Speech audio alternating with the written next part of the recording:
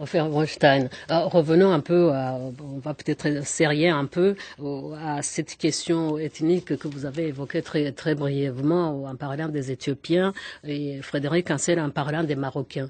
Quand on lit les livres sur Israël, on dit que cette question était plus ou moins réglée depuis les années 80, que le fossé entre les séfarades et les ashkénazes s'était complètement estompé, que l'arrivée des Russes après dans les années 70 et les années 80 avait connu une intégration beaucoup plus facile, le seul problème étant l'arrivée des Éthiopiens. Non, pas du tout. Pas du tout. Le clivage ethnique en Israël ne s'est pas seulement estompé, mais il va en s'élargissant, en étant encore plus fort. Et c'est pas seulement avec l'arrivée des Marocains, mais c'est avec l'arrivée des séfarades en général, de tous les pays, de tous les juifs qui sont venus des pays arabo-musulmans. Et vous savez, on voit la composition aujourd'hui des 100 plus grandes fortunes israéliennes. Sur 100, il y en a 7 d'origine séfarade. Il y en a, bien entendu, je le dis cyniquement, il n'y a pas d'Éthiopiens. Mais il n'y a jamais eu un Premier ministre d'origine séfarade en Israël. Jamais. Israël existe depuis 60 ans. Les séfarades, avant l'arrivée des Russes, représentaient presque 55% de la population israélienne. Jamais il y a eu un Premier ministre séfarade. Il n'y a jamais eu de président de la Haute Cour de justice israélienne d'origine séfarade. Les séfarades, à grande majorité, continuent à vivre soit dans les villes de développement, ça fait 60 ans qu'on les appelle villes de développement, soit dans les quartiers les plus déshérités des grandes métropoles, Tel Aviv, Haïfa, Jérusalem. C'est eux qui ont le moins de succès dans les études secondaires et dans les études universitaires. Ils représentent très peu du staff de professeurs dans les académies israéliennes. Les séfarades sont toujours des citoyens de deuxième zone en Israël. Les Russes et c'est pas dans les textes, c'est dans la pratique. C'est dans la pratique, c'est dans la réalité, c'est dans les statistiques. Pour un même job, pour les mêmes capacités, un séfarade gagnera moins qu'un ashkénaze. Une femme gagne en moyenne entre 30 et 40% qu'un homme en Israël. Je ne parle pas des Éthiopiens, une bonne partie d'entre eux malheureusement sont encore au chômage.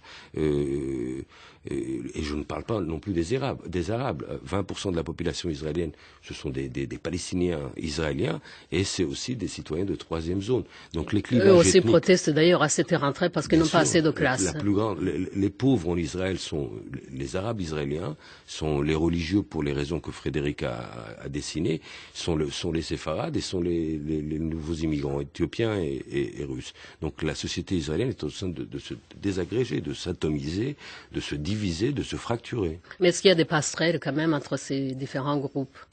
À mon avis, aujourd'hui, à part l'armée, bien sûr. Et même à l'armée. Aujourd'hui, l'armée israélienne n'est plus ce qu'elle était à l'époque. À l'époque, vraiment, l'armée faisait un effort pour que chaque Israélien fasse l'armée et que ce soit un lieu de rassemblement, de retrouvailles égalitaires. Aujourd'hui, ce n'est même plus le cas. L'armée israélienne ne fait plus d'efforts pour intégrer les Israéliens. Un jeune Israélien de 18 ans qui ne veut pas faire l'armée, il n'y a aucun effort pour que l'armée ne l'accepte pas. L'armée n'a plus besoin de tant de soldats aujourd'hui. L'armée aujourd'hui est une armée plus petite, plus intelligente, plus sophistiquée. Donc elle ne fait pas d'efforts pour ce qu'elle était à l'époque aussi une sorte de creuset. Un creuset social de retrouvailles. Donc même l'armée n'existe pas pour ça aujourd'hui. Frédéric Ansel. Je voudrais quand même tempérer un peu. L'armée, il est vrai que Tsahal a pas besoin d'avoir en permanence sous le drapeau pendant 3 ans autant d'hommes, plus de 250 000 par an.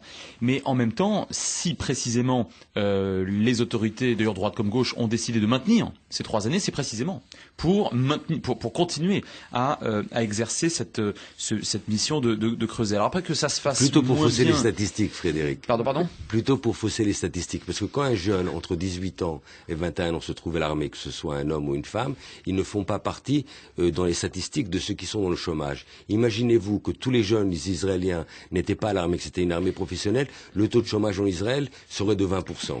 Et en même temps, c'est quelque chose, c'est pas faux, mais c'est quelque chose qui concerne beaucoup de pays. Et les statistiques, on leur fait dire à peu près ce qu'on veut, même si dans les pays occidentaux aujourd'hui, on fait plus 3 ans d'armée et on l'a fait même pour l'essentiel plus du tout. Donc ça, c'est bon. Le problème est de savoir si il existe. Et Madeleine, vous posez la question des passerelles. S'il en existe encore, moi je considère malgré tout que l'armée, pas dans toutes les unités, mais la majorité des unités, constitue encore un véritable creuset. D'autre part, l'école, même si c'est un véritable serpent de mer et que l'éducation en Israël ne donne pas les résultats qu'elle devrait donner. D'ailleurs, les dernières statistiques des grandes universités mondiales laissent Israël très loin derrière les universités, soit du sud-est asiatique, soit d'Europe, ce qui n'empêche tout de même pas que pour 100 000 travailleurs, Israël produit 140 ingénieurs, ce qui est un record absolu. Parce qu'elle a hérité d'un héritage en capital humain de la part des Russes. Absolument. La Russie a investi. Oui, c'est ça qui a beaucoup changé. Ce sont des ingénieurs russes. Avant que les Russes arrivent tout de même. Oui, le high-tech israélien a été propulsé, c'est vrai, par les Russes. Enfin, cette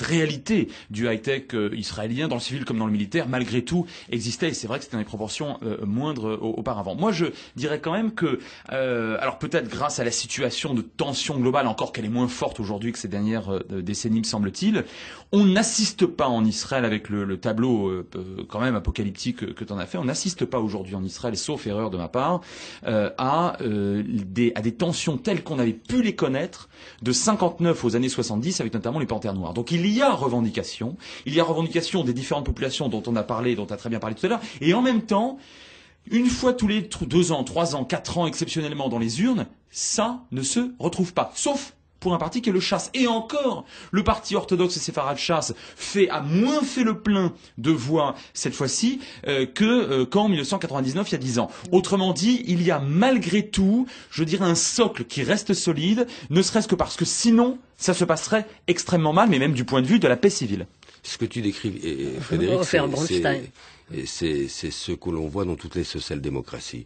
Le prolétariat qui votait il y a 30 ou 40 ans au Parti communiste en France, aujourd'hui, il vote extrême droite en France. On voit que les gens qui souffrent le plus du clivage social et économique dans les grandes démocraties ont tendance à aller vers la droite, l'extrême droite, que vers des mouvements révolutionnaires ou de gauche. Et ça, c'est tout à fait... et c'est une réalité que toutes les social-démocraties vivent. En Israël s'ajoute aussi un système électoral problématique qui fait que c'est devenu presque un système clientéliste. Les religieux séfarades votent pour des partis religieux séfarades, les religieux ashkénazes votent pour des partis religieux ashkénazes, les immigrants d'origine russe votent pour un parti qui les représente et qui est majoritairement russe. Il y a donc une sorte d'éthinisation de la politique ou du système politique. La population arabe israélienne, une partie d'entre eux à l'époque votaient aussi pour des partis israéliens, juifs, sionistes. Aujourd'hui, il n'y a plus d'Arabes israéliens qui votent pour des partis de droite ou de gauche israéliens, mais ils votent pour des partis arabes. Et donc, il y a une atomisation de la classe politique israélienne, du clientélisme, où chacun va chercher dans un parti et ce qui peut l'aider. Ça n'empêche... vote Likoud. Un Likoud pourtant libéral. Encore une fois, les prolétaires français aujourd'hui votent Sarkozy. Ils votent plus Sarkozy que le Parti communiste français. Et comme tu le sais, et l'UMP, c'est pas exactement un parti d'extrême gauche, bien que les déclarations d'aujourd'hui de M. Sarkozy vont dans cette direction, et j'en suis très content. Mais c'est ce qui symbolise aujourd'hui, malheureusement, toutes les social-démocraties. Il n'y a pas un soulèvement des classes qui souffrent le plus du clivage social et économique. Réellement, en Israël, c'est encore plus dur. En Israël, c'est encore plus dur de par l'état de sécurité, de par le conflit israélo-palestinien, et de par le fait que c'est devenu une société intolérante envers les minorités, les Arabes, les femmes, les immigrés éthiopiens. Vous avez parlé de la violence. C'est devenu une société très violente. Il y a 1 mois et 1 semaine à Tel Aviv, par exemple, 2 homosexuels ont été assassinés parce que homosexuels, un jeune homme et une jeune femme. Chaque week-end, ce week-end, un à Yafo, un autre dans le nord d'Israël, 2 jeunes ont été poignardés dans celui de Yafo sur la plage et un autre dans une boîte de nuit. Il y a, d'une façon hebdomadaire, hebdomadaire des jeunes qui se font tuer. Je ne parle pas des accidents de la route où le taux de mortalité sur les accidents de la route en Israël est un des plus hauts au monde. Donc il y a une société violente. C'est lié à un machisme légendaire. Et encore un paradoxe israélien, c'est que les Israéliens sont parmi les voyageurs les plus grands au monde. 3 millions d'Israéliens sur une population de 7 millions quittent Israël chaque année. C'est un des taux les plus importants au monde. C'est-à-dire qu'ils ont les moyens, ou alors c'est que les Ashkénazes qui voyagent. Non, partir en Turquie, c'est pas tellement cher. Il y a quelque chose qui m'inquiète aussi. Aujourd'hui, il y a plus d'Israéliens, je ne parle pas de Juifs, d'Israéliens qui vivent en dehors d'Israël que d'Israéliens qui vivent à l'intérieur d'Israël. Il y a autre chose qui m'inquiète. Il y a autre chose qui m'inquiète. Et je ne suis pas apocalyptique. Moi, en tant qu'Israélien,